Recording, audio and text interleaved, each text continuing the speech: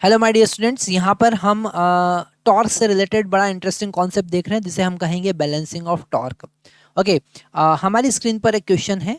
Question में लिखा है अ ladder of mass m and length l is supported in equilibrium against a smooth vertical wall and a rough horizontal surface. Okay, यहाँ पर surface जो horizontal surface है उसका rough होना बहुत ज़्यादा जरूरी है, नहीं तो वो इक्विलिब्रियम में नहीं रहेगी।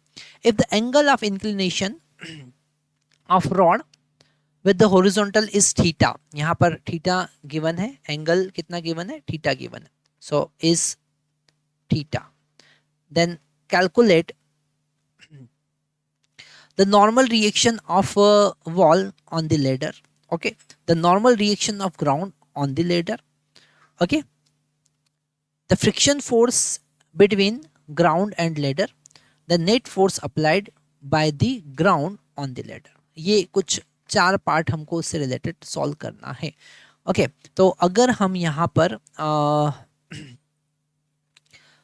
एक रफ ग्राउंड कंसिडर करते हैं, ओके, और एक वर्टिकल वॉल कंसिडर करते हैं और यहाँ पर लेडर इसके ऊपर इक्विलिब्रियम में रखा हुआ है ना। ये लेडर जो है इस पर एक सेंटर पर मास, इसके मास के कारण वेट लगेगा mg।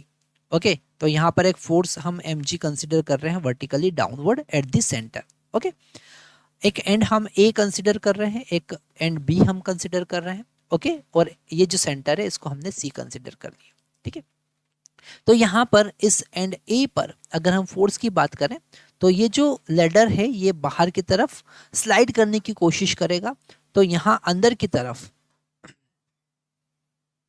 ओके स्लाइड करने की कोशिश करेगा, तो अंदर की तरफ एक फोर्स लगेगा F, जिसको हम कहेंगे फ्रिक्शन फोर्स। हम दूसरे कलर से यहाँ पर बना लेते हैं, जिसको हम कहेंगे फ्रिक्शन फोर्स। ऐसा फोर्स लगेगा फ्रिक्शन फोर्स F। ओके, और यहाँ पर एक वर्टिकल अपवर्ड डायरेक्शन में नॉर्मल रिएक्शन लगेगी NA, जिसे हम NA कहेंगे, normal reaction at A।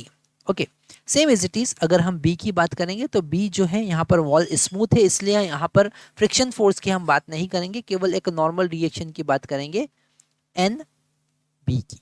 Okay, अगर हम इस रॉड को इक्विलिब्रियम में देखते हैं तो सारे फोर्स को हम बैलेंस कर सकते हैं। अगर हम इसका एफबीडी बनाते हैं तो हॉरिजॉन्टल डायरेक्शन में एक फ्रिक्शन फोर्स F काम कर रहा है यहाँ पर। ओके, वर्टिकल डाउनवर्ड डायरेक्शन में ग्रेविटी mg काम कर रहा है। ओके, अगर हम हॉरिजॉन्टल डायरेक्शन बैकवर्ड डायरेक्शन में देखें तो यहाँ पर NB यहाँ पर काम कर रहा है ना, ये NB ऐसा बैकवर्ड डायरेक्शन में लग रहा है ना। और अगर वर्टिकल अपवर्ड देखें तो वर्टिकल अपवर्ड हमारे पास में काम कर रहा है NA। तो यहाँ पर हमारे पास अननोन जो वेरिएबल है वो F है, NB है और NA है। यहाँ पर F is equal to NB हम लिख सकते हैं। ओके, और mg is equal to NA हम लिख सकते हैं। अभी हमको ना तो F का वैल्यू पता है ना NB का वैल्यू पता है। ओके, हाँ, NA का वैल्यू हम डायरेक्टली लिख सकते हैं कि it is equal to normal reaction, it is equal to weight. Okay, तो यहाँ पर हमको ये दो अननोन फाइंड करने के लिए टॉर्क का कॉन्सेप्ट लगाना पड़ेगा।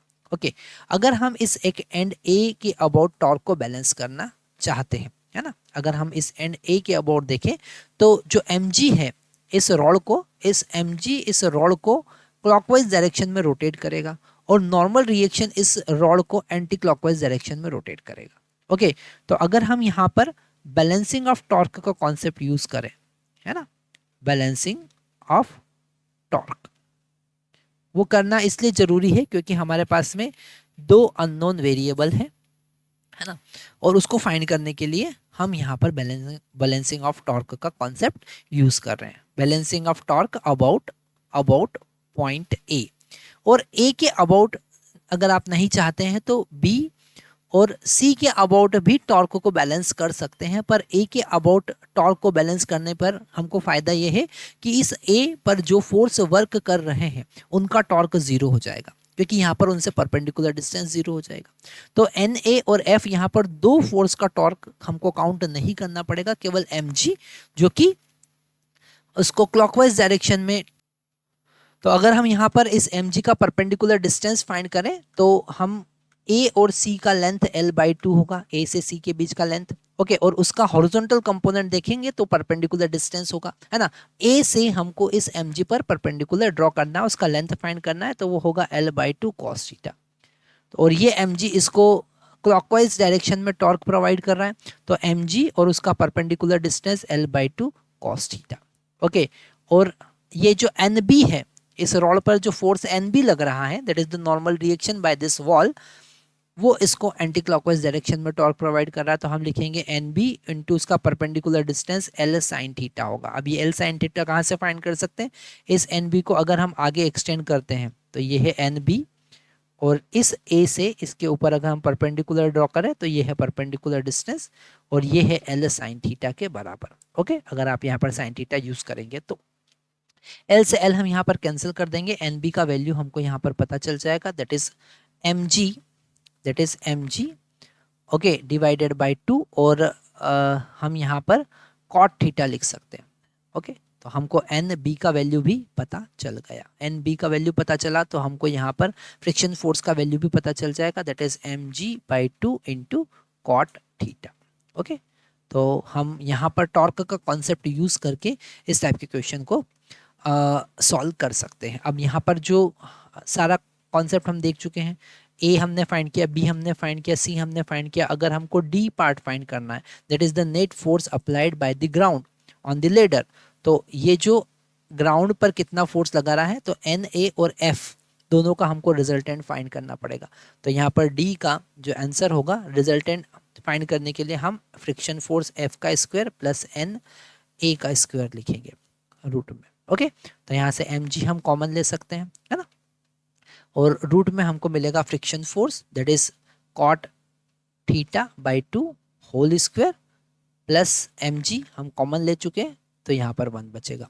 तो ये हमारे पास रिजल्टेंट फोर्स का वैल्यू आया at end A. Okay, thank you very much.